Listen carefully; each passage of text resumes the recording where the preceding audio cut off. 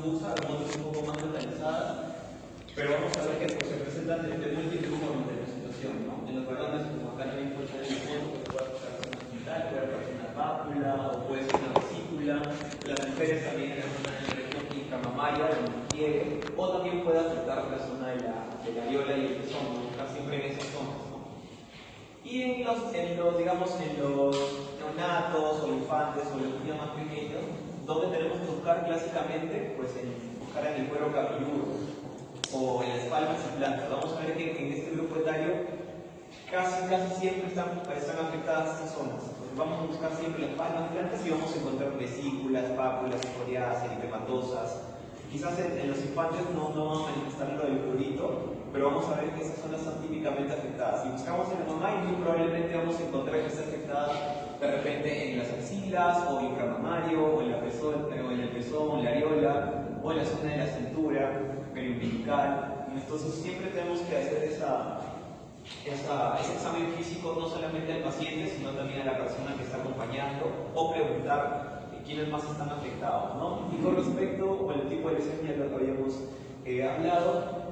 Y muy importante que van a manifestar los pacientes, pues es el tema del prurito nocturno intenso, ¿no? Vamos a ver que siempre, si tú le preguntas en qué momento le fastidia más esto, pues te va a decir que en la noche, que no le deja dormir, porque es bastante fastidioso, ¿no? Con respecto a las lesiones directas producidas por el parásito, pues el trayecto, como les había comentado, pues es un surco acarino, que por ejemplo lo podemos ver en estos espacios intercostales de las manos y pliegues de cara palmar de la muñeca, ¿no? Ahí, como habíamos manifestado en la zona de la muñeca, es una zona bastante frecuente de ver. Muy importante, quizás nosotros podemos ver en la dermatoscopía, se nos hace quizás un poco más fácil poder identificar este surco acarino, porque a veces al ojo no es tan fácil de ver, ¿no? Pero de repente acá, bueno, en la foto no se ve muy bien, a veces se ve como el trayecto, que es justamente ese surco acarino, y acá en la parte, digamos, en la parte de la punta, podemos ver como una figura como un triángulo, o a veces le mencionan en los libros, van a encontrar como el signo del ala delta, que justamente corresponde a la parte de la cabeza del ala, de la M, ¿no? Lo que vamos a poder ver, ¿no? Y en la dermatoscopía, básicamente, si identificamos esto, pues ya prácticamente estás viendo propiamente al ácara, ¿no? Pero a veces no se puede llegar a ver, pero siempre te vas a correlacionar como está muy importante ahí, la parte de anamnesis, el examen físico, la distribución de las lesiones, el tipo de lesiones que vas a poder ver, y vas a poder todo esto integrarlo y vas a poder llegar al diagnóstico, ¿no? Y las lesiones indirectas, pues por la manifestación de la sensibilización, ¿no? ¿Y a qué se sensibiliza o qué es lo que produce este escozor, este prurito? Justamente los antígenos, ¿no? Propiamente del excremento del ácara. Entonces, como habíamos visto, pues puede aparecer mándulas, pápulas, vesículas, en la vejiga también de estos surcos. Acá quizás podemos ver también algunas de los tipos de lesiones, ¿no? Algunas pápulas, eritematosas, pequeñas, escoriadas, y a veces producto del rascado pues puede presentarse una costra hemorrágica, ¿no? Pero son básicamente este tipo de lesiones. Los lactantes suele ser bastante más costroso, como podemos ver acá. A veces en niños más pequeños suele ser un poco más difuso, pero las zonas que nunca podemos dejar de evaluar son justamente, como habíamos manifestado, ¿no? En la planta de los pies, las manos, el cuero cabelludo. Esas zonas son bien afectadas, ¿no? Podemos ver ahí la presencia de estas pápulas eritematosas, suelen ser un poco más costrosos en los niños. Y a veces en los adultos mayores suele presentarse como unos eczemas atópicos, ¿no? Como unas placas eritematosas, con la piel muy seca, descamativa, como podemos ver acá en la parte extensora, digamos, de las extremidades. Todo eso podemos también llegar a ver, ¿no? Bueno, las formas especiales, por ejemplo, la sarna costrosa, que esto lo solemos ver también en el hospital, sobre todo en cierto grupo de pacientes, ¿no? O sea, no es como que tan habitual o frecuente ver. Suele afectar más que todo a pacientes inmunocomprometidos, ¿no? Que, por ejemplo, que tienen HIV, HTLV1, esto también, siempre que vemos un paciente con sarna costrosa, pues le pedimos serología para tratar de encontrar la inmunosupresión, ¿no? Y ya nos hemos llevado pues algunas sorpresas a veces encontrar pacientes con HTLV1, ¿no? O que tienen de repente algún trastorno que los suprimos, o por ejemplo puede ser pues, alguna neoplasia, o algún problema de fondo que el paciente ya tenga, ¿no? Y el prurito, por lo general, en este tipo tipo de pacientes es mínimo o muchas veces no lo describen, ¿no? Y lo que vamos a ver, pues, básicamente son estas placas eritematosas con escamas gruesas, ¿no? Como podemos ver en la foto, son escamas gruesas. No sé si se llega a ver muy bien acá, en esta foto que es un poco más claro. Y básicamente el compromiso que vamos a presentar del paciente, pues, es generalizado, ¿no? Como podemos ver desde la cabeza hasta los pies, ¿no? Entonces siempre buscar inmunosupresión, acá en Perú ponemos bastantes pacientes con HTLV1 y es una forma especial, ¿no? Y este tipo de presentación sobre todo se suele corregir en forma indirecta. Por eso a veces cuando vamos a tomar la prueba, pues vamos con todo el equipo, con todo el indumentario para tomar la muestra, ¿no? Con respecto al diagnóstico también puse el cuadro clínico. Y algo muy importante que también estaba olvidando es que, por ejemplo, en estos pacientes con la forma de presentación de la forma costrosa les tomamos un examen directo y vamos a poder encontrar al ácaro, al Sarcoptes ascoideae, lo llevamos al microscopio y lo vamos a encontrar, porque hay múltiples o gran cantidad de estos ácaros. A diferencia de la presentación, digamos, la clásica, la escabiosis propiamente dicha, donde a veces hacemos el hisopado, a veces no llegamos a encontrarlo, ¿no? Pero en la presentación de la zona costrosa sí lo vamos a poder encontrar. Entonces acá el diagnóstico es el cuadro clínico, que es como el que hemos visto en las fotos, y encontrar los ácaros huevos de estos mismos. Como les había manifestado, pues con respecto a la sonda costrosa, pues sí lo vamos a encontrar. Es muy fácil de identificar el microscopio. Ahora, con respecto al tratamiento farmacológico, porque vamos a ver que vamos a dividirlo en dos, un tratamiento farmacológico y también unas medidas higiénico-dietéticas, que ambas son importantes para poder llegar, digamos, a curar al paciente, porque si falla una de las dos, pues el paciente inmediatamente va a regresar con lo mismo. Entonces, con respecto al tratamiento farmacológico de la escabiosis, vamos a tener algunas opciones. Por ejemplo, dentro de ellas la permetrina al 5%, en una tasa de curación del 90%, donde vamos a ver que esta la vamos a administrar desde el cuello para abajo, hasta la punta de los pies. Entonces esto tenemos que dejarlo actuar entre 8 a 14 horas, ¿no? Por lo general, pues para que sea más cómodo para el paciente, le suele iniciar en la noche. Entonces, se aplica la permetrina al 5%, va a dormir con eso y al día siguiente pues ya se baña. Otra de las opciones es la ivermectina, que son 200, la dosis es 200 microgramos por kilogramo vía oral, y esta se va a repetir al cabo de más o menos de 7 días, entre 7 a 10 días. Y con respecto a la sonda costrosa, vamos a tener que la ivermectina acá si el esquema ya es más largo, porque en el caso de la permetrina y la ivermectina en la escabiosis, el tratamiento por lo general lo damos en el día 0 y lo repetimos el día 7. Tanto de la permetrina como la ivermectina. Pero por ejemplo, cuando ya estamos frente a la sonda costrosa, que es el que habíamos visto anteriormente, pues acá las dosis sí van a ser más frecuentes. Va a ser en el día 1, en el día 2, en el día 8, en el día 9 y en el día 15. Es uno de los esquemas que se da, ¿no? Y la permetrina también lo puedes aplicar, bueno, lo tienes que aplicar de una forma corporal, como habíamos explicado, desde el cuello para abajo, por 7 días y luego lo puedes aplicar 2 veces por semana. Entonces, el tratamiento para el sonda costrosa es un poco más tedioso, un poco más largo, ¿no? Bueno, algunas de las terapias que a veces ya no se usan mucho, por ejemplo, pues el lintano, que a veces no se utiliza mucho porque es neurotóxico, o por ejemplo el desuato de benzilo, que a veces es lo único que está disponible en las cosas, ¿no? Consiste en aplicar una vez al día, por la noche, en 2 días consecutivos y luego se puede repetir a los 7 días, ¿no? Y el azufre tópico, que a veces lo utilizamos en neonatos y mujeres embarazadas y se aplica durante la noche, durante 3 días consecutivos. Vale aclarar que en el caso de, por ejemplo, la ivermectina, bueno, lo que recomiendan pues, es quedar en niños mayores de 15 kilogramos, ¿no? La dosis pues, es una gota por kilogramo de peso, pero a veces en pacientes gestantes pues utilizamos la permetrina o a veces el azufre tópico, ¿no? Aunque mayormente la permetrina. Y el lintano en realidad ya no se usa por ser neurotóxico. También muy importante, bueno, mencionando con respecto a las situaciones especiales en el embarazo, lactancia de niños mayores de 2 meses, podemos utilizar con la permetrina, o el azufre o el benzoato de benzilo. Y en los niños menores de 2 meses, y la ivermectina no se recomienda dar durante el embarazo ni en niños con peso menor de 15 kilogramos, ¿no? También muy importante darle tratamiento a los contactos, de igual forma el mismo esquema de tratamiento, no porque de repente el paciente pueda decir, solamente yo tengo la molestia y de repente mi pareja o mis hijos no tienen, no le doy. Si es que esto lo llega a ser así, o sea, de no darle tratamiento, probablemente pues puede nuevamente con el mismo, ¿no? Y ahora también muy importante mencionar la parte de los vomites.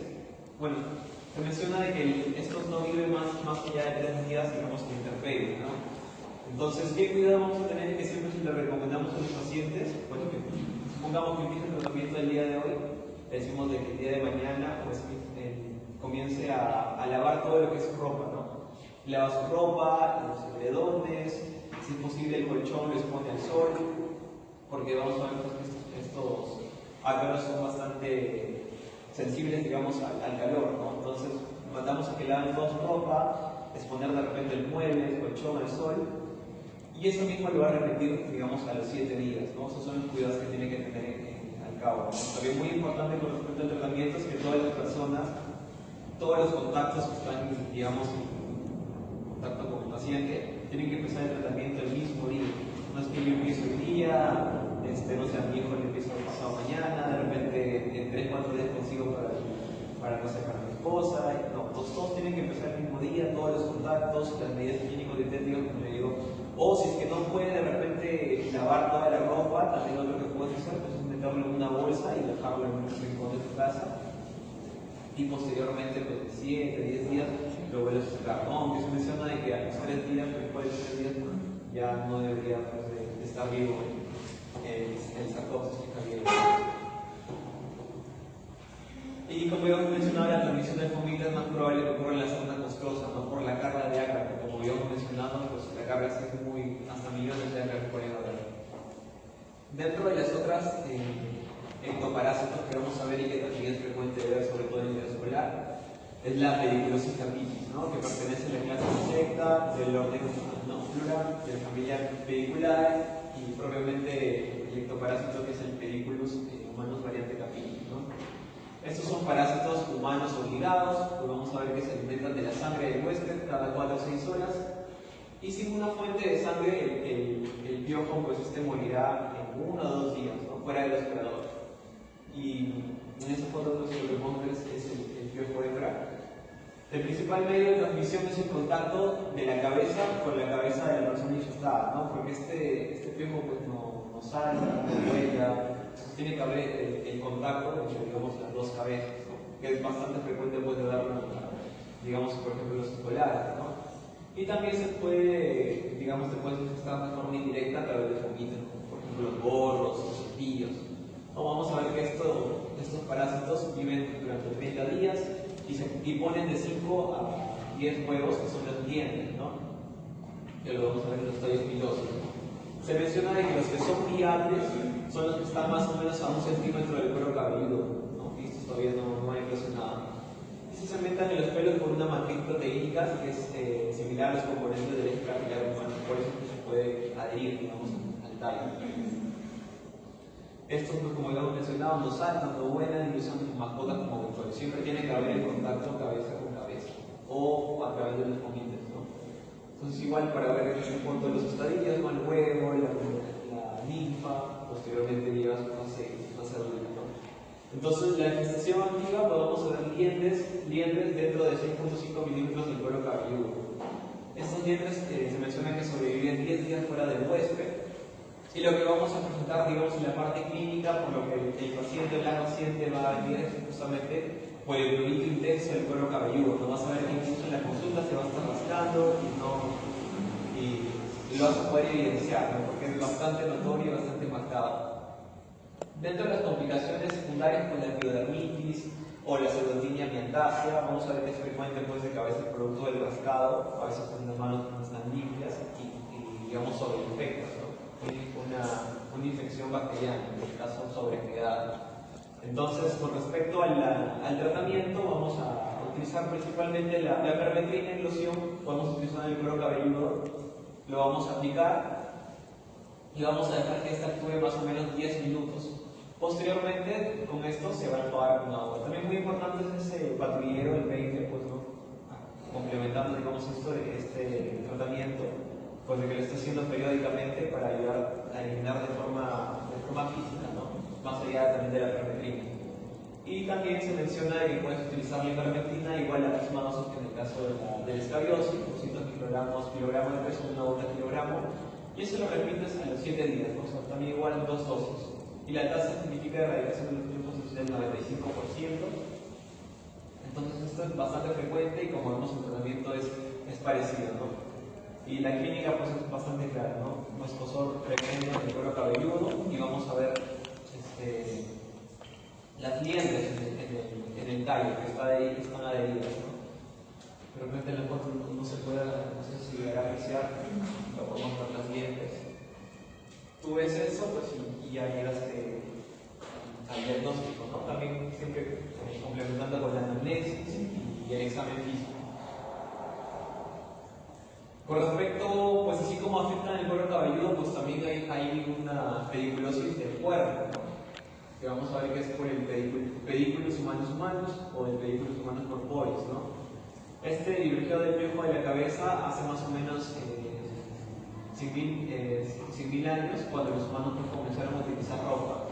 Estos, al igual que los que habíamos comentado anteriormente, se van a alimentar de la sangre humana y viven y depositan sus huevos en la piel y en la ropa. Estos también tienen 3 estadios: el huevo o liendre, la linfa y el ayuno, como habíamos visto también anteriormente. Acá el contagio de igual forma es a través del contacto directo con las personas infestadas o a veces a través de los comités, como por ejemplo puede ser la ropa, ¿no? Como de repente el cuero cabelludo, como habíamos visto, es con las gorras, los peines, acá es con la ropa propiamente. Estos suelen vivir en los pliegues de la ropa y estos pueden estar ahí más o menos un mes. Pero si están, digamos, sin el contacto humano, pues sobreviven alrededor de 3 días nada más. El tratamiento, los regímenes tópicos de insecticidas son similares a los que utilizaban para la sarna o para la escabiosis. La eliminación masiva de los piojos en poblaciones grandes, ¿no? Siempre es muy importante desechar los comités en bolsas de plástico, de riesgo biológico, herméticamente cerradas e incineradas. O la desinfección de la ropa, lavarla con agua caliente a temperaturas mayor o igual a 55 grados y secarlas en una secadora de alta temperatura o dejarlas expuestas al sol, porque al igual como habíamos visto en otras patologías, son bastante termosensibles, ¿no?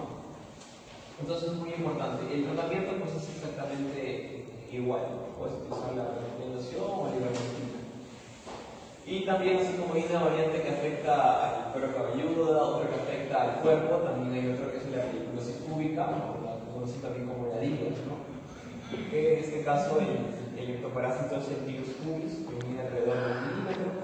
Estos viven 30 horas lejos del huésped, sus huevos adheridos pues son viables alrededor de 10 días y pueden deambular en realidad por toda la piel y pelo. O sea, puedes encontrar no solamente en la región pública, sino también en el cuerpo.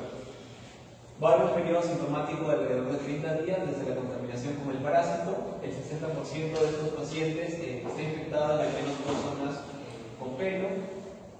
Y lo que podemos ver son estas máculas cerúleas producidas por la saliva del insecto sobre la sangre de la llave, ¿no? Vamos a ver estas máculas que podemos ver acá.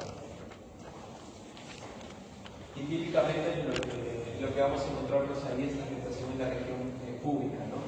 Pero no necesariamente va a ser que lo vamos a encontrar siempre ahí. Y con respecto al tratamiento, pues es igual, la permetrina o la ivermectina, ¿no? Mientras que el tratamiento para las pestañas y cejas, muchas veces por la ubicación, a veces podemos utilizar, por ejemplo, la vaselina por la noche y al día siguiente en la mañana la limpiamos durante varias semanas. No es más que todo como para ahogar el ectoparásito, ¿no? Porque la vaselina pues, es más densa. Podemos utilizarla justamente en esta zona, ¿verdad? De las cejas, de las pestañas, ¿no? Y también si hay que apretar en las cejas, también lo podemos utilizar, ¿no? La vaselina. Otro ectoparásito que también lo podemos llegar a ver, probablemente lo vean en sus serums, es la trichiasis, que pertenece al orden Siphofanera, dentro de la familia Puricidae, nunca penetras, que es probablemente el nombre del ectoparásito. Algunos lo conocen también como la pulga niva, el tiger, Chingoe, flea o pique, ¿no? Quizás acá en nuestra media lo conocen más la gente como pique. Entonces esto vamos a ver que se encuentra en suelos arenosos, tropicales, bastante frecuentes del Caribe, Sudamérica y África. Las hembras fecundadas van a escarbar, van a atravesar este estrato córneo, ¿no?, en la piel del hombre, como podemos ver.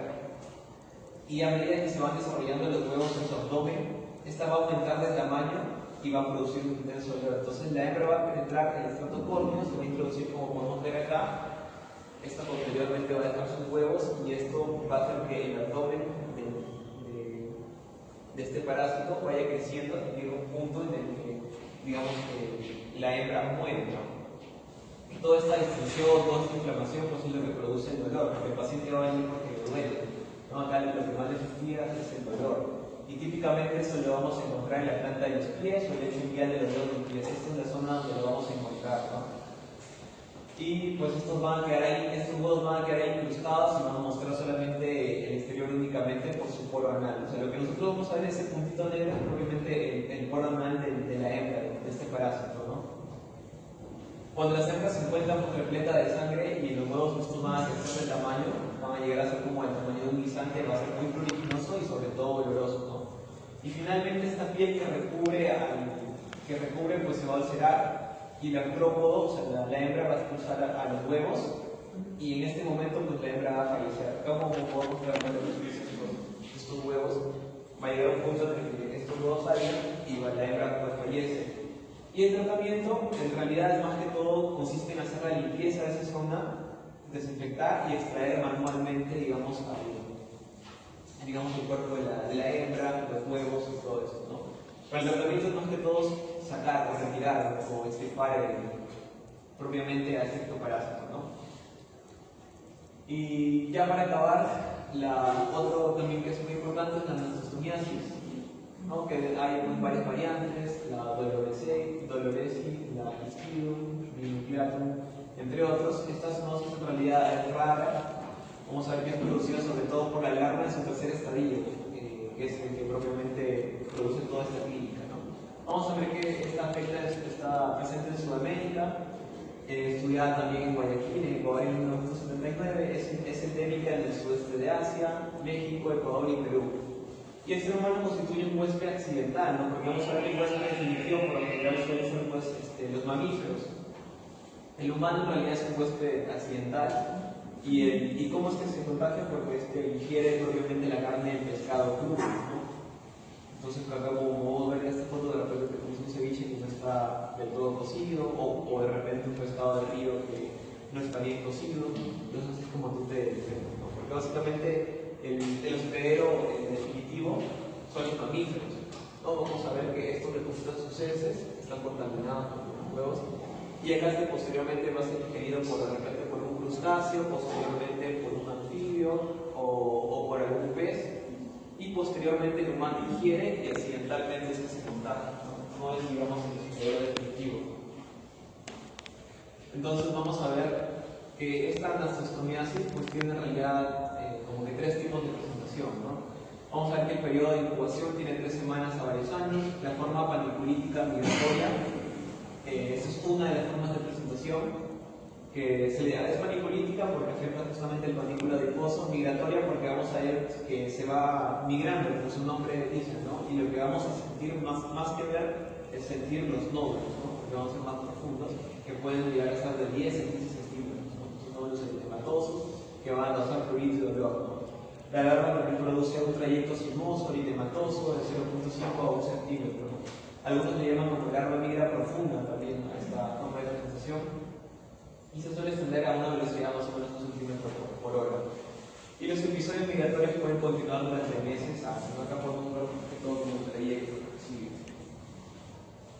Y cerca de la superficie también hay una forma de presentación que es la anastomomiasis formicular, que justamente por afectación de estos folículos es que se presenta, ¿no? La anastomomiasis formicular. Y dentro de las manifestaciones cutáneas pues, se van a desarrollar de 2 a 4 semanas después de la ingestión de la larva. Pero vamos a llegar muy bien, pero son como afectaciones propiamente de los folículos, unas pápulas.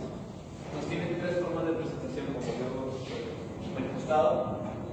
Y si es que el parásito alcanza la superficie, puede llegar a ser visible, ¿no? Entonces, la migración de la larva provoca también una afectación pulmonar, gastrointestinal, renal, ocular. O sea, no solamente afecta la piel, sino que también puede irse a otros órganos, como estamos ahorita mencionando. Y la invasión del sistema nervioso central se asocia pues, a una mortalidad de alrededor del 25%. ¿no?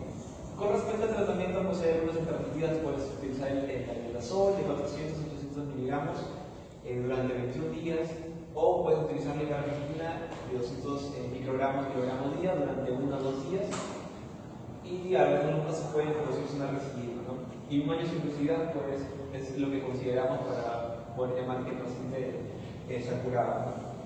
En algunos casos, pues, la anatomía patológica puede llegar a identificar, digamos, al parásito, ¿no? Pero no siempre se puede llegar a, digamos, a encontrarlo en la anatomía patológica.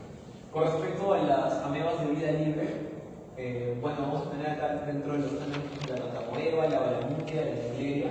Vamos a ver que esos son trofozoitos unifilados de 15 a 60 micrómetros de diámetros, y el quiste trigeminal de 15 a 25 micrómetros de diámetro, ¿no? Que son protozoos eucarióticos, son portadores de mitocondrias que causan la enfermedad mortal del sistema nervioso central en humanos y los animales. Estas son pues unas amebas amfizoicas, una vida libre en la naturaleza y una vida endozoica dentro de los humanos y los animales. Estos van a presentar una enfermedad del sistema nervioso central que finalmente es lo que le da la alta mortalidad, ¿no? Entonces vamos a ver manifestaciones de la piel, sí, pero lo más peligroso es justamente cuando afecta al sistema nervioso central, ¿no? Que en realidad en muchos de los escenarios podría ser fatal. Y lo que, digamos, en la parte dermatológica, lo que vamos a ver y que a veces nos puede ayudar de repente a llegar al diagnóstico de forma un poco más temprana, y quizás ahí viene la importancia de los dermatólogos o de los médicos en examinar la piel, que si tú sospechas de la lesión, pues puedes, digamos, llegar a hacer el diagnóstico antes de que se presenten las manifestaciones neurológicas, ¿no? Bueno, en realidad con respecto a la clínica, lo que casi siempre solemos ver es como unas placas, ¿no? Unas placas entematosas, de bordes bien definidos, bien infiltradas, figuradas, ¿no? Que típicamente suele afectar un poco más la zona centrofacial, como podemos ver en las fotos.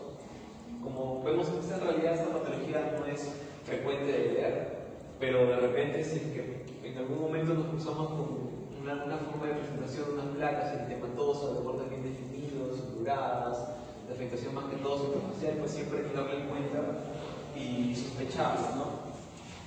Entonces, de ahí radica la importancia de poder, digamos, sospechar esta patología para poder llegar a un diagnóstico más temprano, ¿no? Podemos hacer ahí una biopsia, identificar a la gente. Y con respecto al tratamiento, en realidad, pues hay múltiples esquemas, por así decirlo, pero de repente acá lo utilizamos un poco más en cabeza por los de Cayetano, que plantearon este esquema de tratamiento con fluconazol, albendazol y miltefosina, ¿no? Y también mencionar la medida cutánea por entamoeba histolítica, donde vamos a ver que las técnicas microscópicas tienen una sensibilidad y especificidad menor al 80%. El daño causado a la piel es afectado por los trofozoitos de la entamoeba histolítica. La prevalencia se estima que es del 0.03 al 0.07%. Vamos a ver que esta patología pues, también es poco frecuente. Vamos a ver una forma de presentación primaria y una forma de presentación secundaria, donde vamos a ver que la que es bastante más frecuente dentro de estas dos es la secundaria, ¿no? Es la forma más común, se produce con continuidad en la piel perianal, como podemos ver en estas fotos, que se encuentra alrededor de los orificios del drenaje, ¿no? En este caso, por ejemplo, pues, perianal, ¿no? Vamos a ver que se presenta típicamente como una úlcera de bordes elevados, ¿no? Podemos ver acá la presencia de la úlcera, ¿no? De bordes elevados y rodeados por un halo de hematoma, sobre todo en las zonas que son cerca del orificio del drenaje, en este caso perianal. Y también la mediación primaria, que es una forma de afección rara, y por lo general acá pues, no hay un foco intestinal, como en el caso de la mediación secundaria. El foco es intestinal y lo que vamos a ver es en la piel. Mientras que en la mediación primaria pues, no hay infiltración con el foco intestinal. La presentación también es más rara. Los síntomas van a haber un desangrado, lengua géntica, dolor abdominal. Y el tratamiento que se sabe necesita de metronidazol de 30 miligramos día, sin exceder los 2 gramos diarios, 3 veces al día, por 6 a 10 días, y seguido de la carbamazepina en 500 miligramos, 3 veces al día, por 7 días, ¿no? Entonces, eso sería todo con respecto a los parásitos que vemos en dermatología.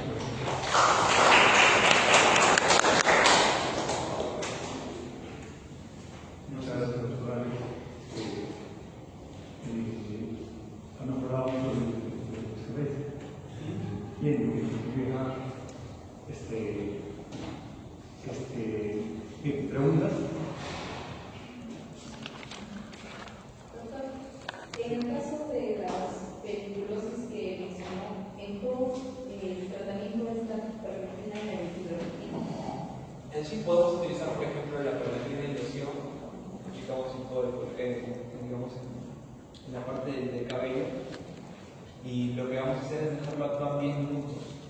Y posteriormente a eso, el paciente, digamos, ya se lava el cabello, ¿no? O también puedes utilizar, digamos, de forma sistémica la ivermectina.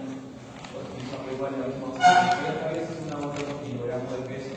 Supongamos que el paciente, el niño, no sé, pesa 20 kilos, pues 20 gotas por lo que va a tomar, ¿no? Lo supera medio agua, lo mezcla, lo toma. Supongamos que lo toma hoy día el jueves, lo vuelve a repetir el siguiente jueves. También siempre apoyarnos de, por ejemplo, del que viene el patrullero, para que de forma mecánica, digamos, también vaya sacando a digamos, sacando, ¿no? Estos parásitos. Pero sí, también comparten el mismo tratamiento. Puedes utilizar la permetrina o puedes utilizar la ivermectina. Es básicamente el mismo tratamiento. Claro, pero en este caso el parásito se acostumbrado a vivir en la piel, en la ropa. Entonces, lo lógico es que sea la ropa, dejarlo. En el caso de los virus, el propósito. Ya lo que estaba olvidando mencionar es que el tratamiento tú lo repites en la semana porque no es homicida la permetrina. Entonces no va a matar, digamos, a los huevos. Tú vas a matar de la forma, digamos, que la que salió del huevo, de forma adulta, de repente, pero no va a afectar realmente el huevo. Entonces tú le esperas esos 7 o 10 días que lo vuelves a dar, digamos, la siguiente dosis para que ese huevo, digamos, eclosione y pueda matar, digamos, recién esa forma de alimentación. Por eso la explicación que voy a mencionarla, por qué es que lo das en la semana. ¿Ya?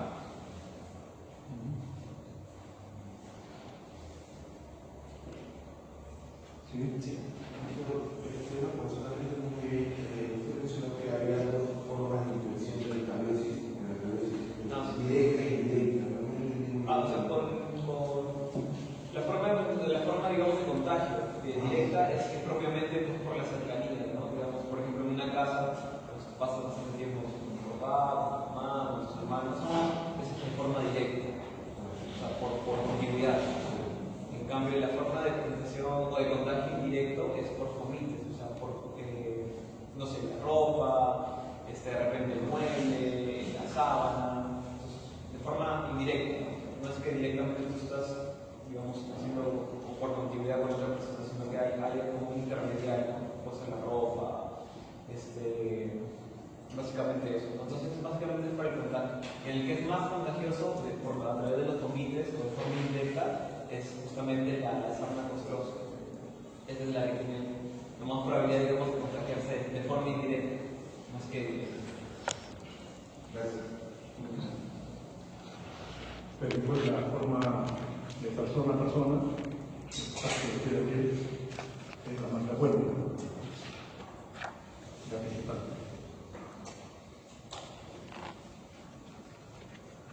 ¿Alguna otra pregunta?